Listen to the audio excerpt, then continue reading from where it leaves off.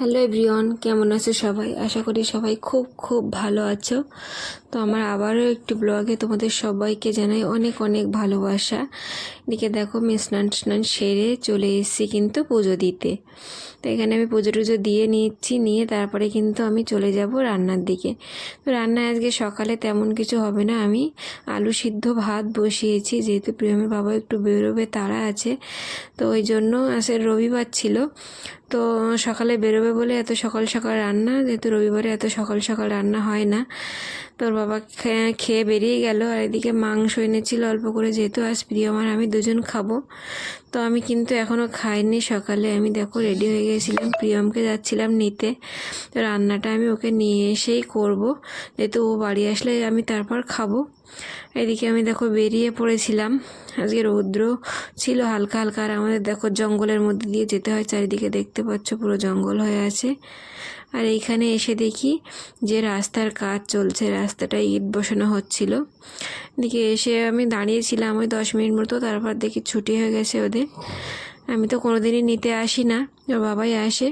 তো আজকে ওর বাবা ছিল না, তাই বলছে তুমি এসছো, দেখে খুব আনন্দ পাচ্ছিল। হ্যাঁ, বারবার জিজ্ঞেস করছিল তুমি এসছো কেন আজকে। বাবা আসে, ভাবে আসলো না কেন, তুমি কেন এসছো। আমি তো চলেই যেতাম টাপু দিদির সাথে। বাড়িতে এসে আবার দেখো বলে যে আমা দেখো কি কি ড্রয়িং করেছে আজকে, তোমাকে দেখাই বলে দেখো এদিকে আমাকে দেখাতে বসেছে, এগুলো সব দেখাচ্ছিল। আর দেখো বলে যে মা দেখো স্যার এটা বানিয়েছে আর এটা আমি বানিয়েছি, আমারটা কিন্তু সুন্দর হয়নি, স্যারেরটা সুন্দর হয়েছে। তো আমি আবার বলছিলাম না তোমারটাও সুন্দর হয়েছে, অনেক সুন্দর হয়েছে। তো যাই হোক, তারপরে আমরা দুজনে খাওয়া দাওয়া করে নিলাম। নেওয়ার পর দেখো বলছে মা আমি একটু খেলতে যাবো ওই টাপু দিদির বাড়িতে। তো তাই জন্য এখানে বায়না করছিল দাঁড়িয়ে দাঁড়িয়ে আমার কাছে। তো আমি বললাম যাও একটু খেলে আসো। সে আবার ওর চুলটা কাটাবো, চুলটা যেহেতু অনেকটাই বেড়ে গেছে।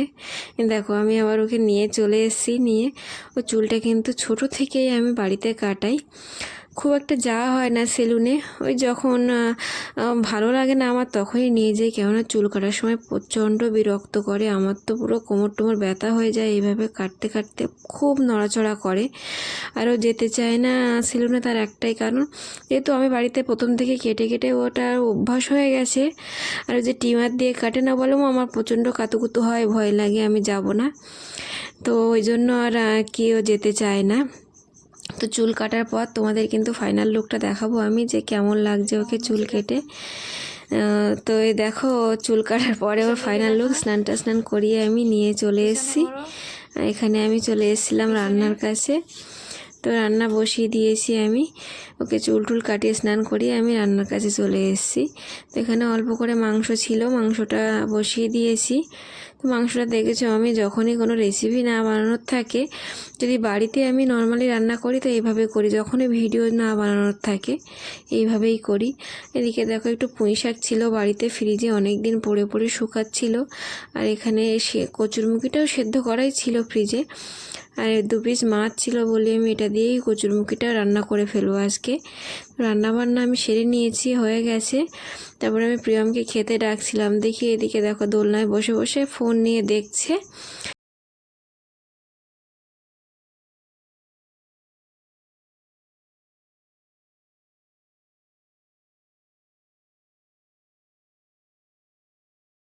আমার আজকের ব্লগটা আমি এখানেই শেষ করছি। যারা আমার ব্লগটা শেষ পর্যন্ত দেখেছো তাদেরকে অসংখ্য ধন্যবাদ। আবারও দেখা হবে একটি নতুন ভিডিও নিয়ে, ততক্ষণ সবাই ভালো থাকবে। Thank you.